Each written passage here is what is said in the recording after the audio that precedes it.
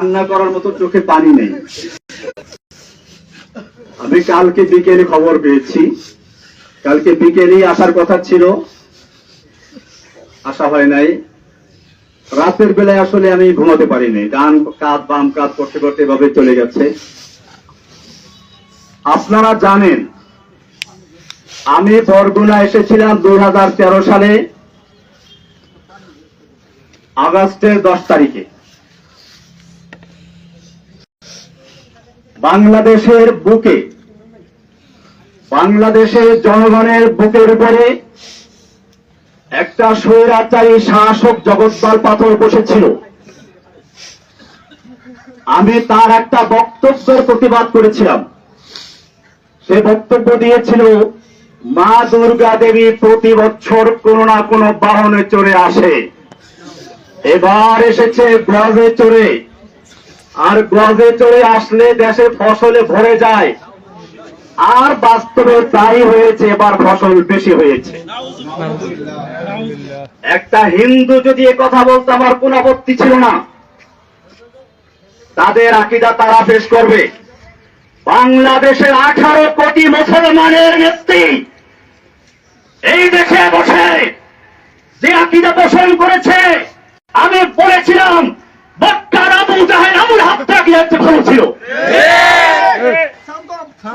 মক্কার আবু জাহেলরাও বিশ্বাস করত, কোরআনে স্পষ্ট বলেছে, ওয়ালাইন সাআলতাহুম মান খালাকাস সামাওয়াতি ওয়াল আরদ।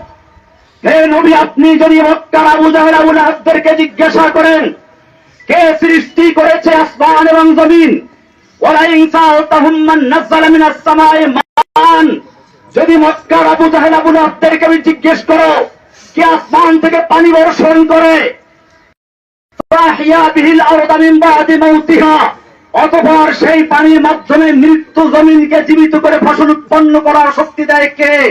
আল্লাহ বলছেন লা ইয়াকুলুন্নাল্লাহ, মক্কার কাফেররা অবশ্যই বলবে যে আল্লাহ এগুলো সব করেন। যেখানে মক্কার আবু জাহেল আবুল আহাবরা পর্যন্ত বিশ্বাস করত বৃষ্টি দেওয়ার মালিক আল্লাহ, রিজিক দেওয়ার মালিক আল্লাহ, সেখানে বাংলাদেশের মুসলমান দেশের প্রধানমন্ত্রী বলেছিল মা দুর্গা দেবী গজে চড়ে এসে বলে ফসল বেশি হয়েছে। আমি তার প্রতিবাদ করেছিলাম, তার হিংসার কারণে আমাকে গ্রেফতার করেছিল। আপনারা জানেন আমার জামিন হয়েছিল, আমাকে হাইকোর্ট থেকে জামিন দিয়েছে, কিন্তু হাসিনার কোর্ট আমাকে জামিন দেয় নাই। আমাকে জেল গেট থেকে নিয়ে 2 দিন রেখে আবার গ্রেফতার করে ভিতরে দিয়ে দেয়। এখন আমি সেই মামলায় কারারুদ্ধ আছি। ভাইয়েরা আমার, আপনারা জানেন আমি ঈদের সময় বাড়িতে বেড়াতে এসেছিলাম। আমি কোন দল করি না, আমার প্রত্যেকটা লেখা এবং বক্তব্যে বলা আছে আমি একজন মুসলিম। কোরআন আমার পরিচয় দিয়েছে, হুয়া সাম্মাকুমুল মুসলিমিন, আমি সেই মুসলিম পরিচয় দিয়ে চলেছি। আমার নামে একটা দল তৈরি করে কখনো বলা হয় আমি নাকি তার আধ্যাত্মিক নেতা, কখনো গুরু, কখনো প্রধান, কখনো আরো কি।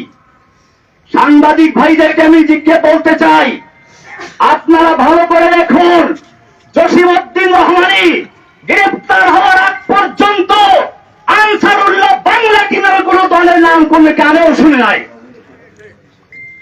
আমি চ্যালেঞ্জ করে বলি, বাংলাদেশে আনসারুল্লাহ বাংলা টিম নামের কোন দল নাই, এটা শেখ হাসিনার তৈরি করা। আপনারা জানেন সূরা কসাসের শুরুতে পড়বেন, কোরআন বলছে ফেরাউন সম্পর্কে আলোচনা, সেখানে বলেছে ফেরাউন কি করত, ওয়াজআলা আহলাহা শিয়া, ফেরাউন তার জাতিকে বিভিন্ন দলে দলে বিভক্ত করত, ইস্তাযঈফু তাইফাতাম মিনহুম, তাদের একটা গ্রুপকে সে দুর্বল করে রাখত।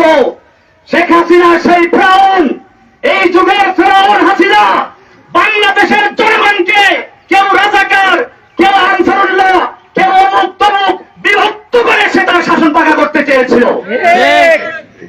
আপনারা জানেন এই সর্বশেষ যে আন্দোলন, এটা কোন দলের আন্দোলন ছিল না, এটা ছিল বাংলাদেশের ইতিহাসে এমন এক আন্দোলন যেখানে হিন্দু, মুসলিম, বৌদ্ধ, খ্রিস্টান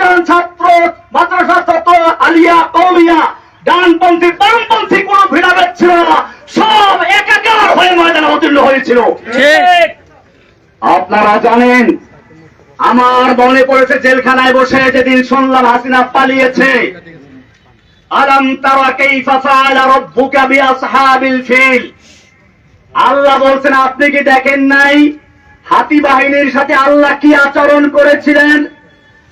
হাতি বাহিনী হাসিনা নামাতে চেয়েছিল, সাজু আজান নামিয়ে দিয়েছিল।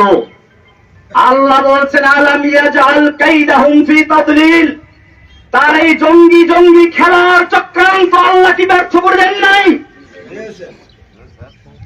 ওয়ারসালা আলাইহিম তায়রান আবাবিল, আল্লাহ বলছেন আব্রাহাকে ধ্বংস করার জন্য ঝাঁকে ঝাঁকে পাখি পাঠিয়ে দিয়েছিলেন। তায়রান মানে পাখি, আবাবিল মানে ঝাঁকে ঝাঁকে, আমার দেশে বলা হয় আবাবিল পাখি।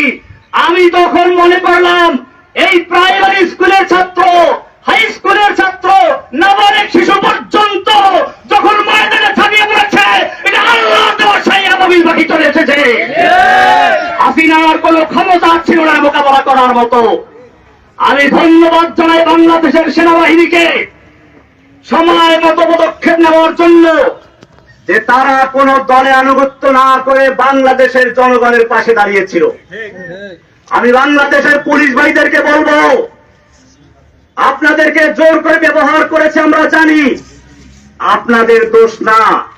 আমি সেজন্য আজকের মাধ্যমে সারা বাংলাদেশের মুসলিম অমুসলিম সমস্ত মানুষকে বলতে চাই, আপনারা কোনো ফাঁদে পা দিবেন না।